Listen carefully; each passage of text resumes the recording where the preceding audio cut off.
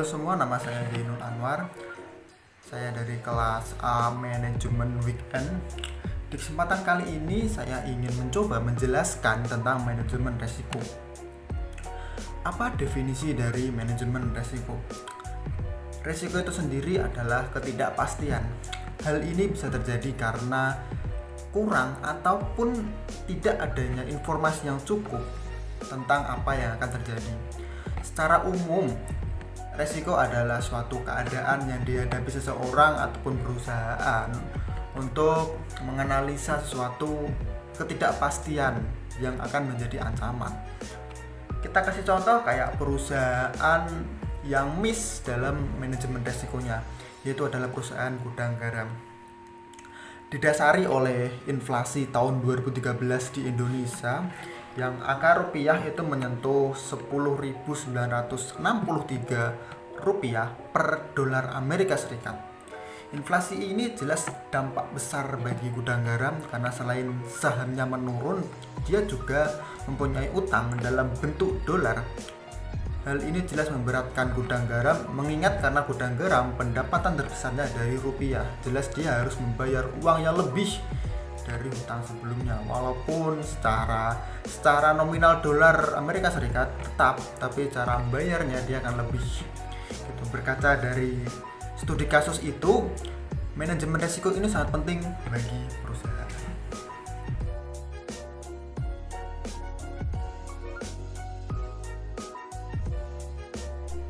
Sasaran dan tujuan manajemen risiko.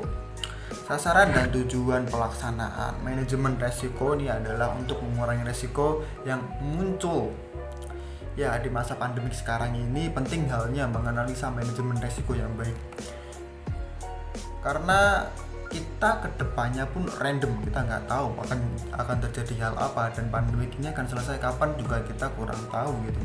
Banyak kok perusahaan yang mampu bertahan sampai sekarang, juga berinovasi dengan cepat menyesuaikan keadaan saat ini. Juga banyak perusahaan yang harus memecat karyawan-karyawannya, menjual aset dan lain-lain. Kita kasih contoh kayak studi kasus ini ya, kayak Giant, supermarket raksasa ini bahkan tumbang.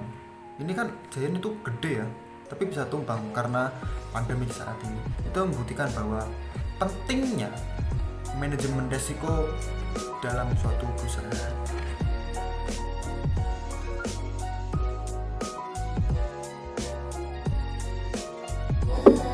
Assalamualaikum warahmatullahi wabarakatuh. Saya Viviana Antasari ingin menjelaskan tentang manajemen risiko positif.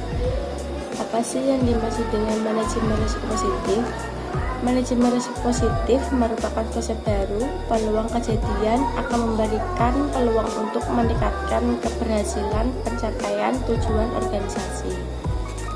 Namun, dalam manajemen risiko sistem pemerintahan berbasis elektronik atau bisa disebut dengan SPBE, terdapat risiko negatif sekaligus risiko positif yang berpengaruh pada keberhasilan penerapan SPBE.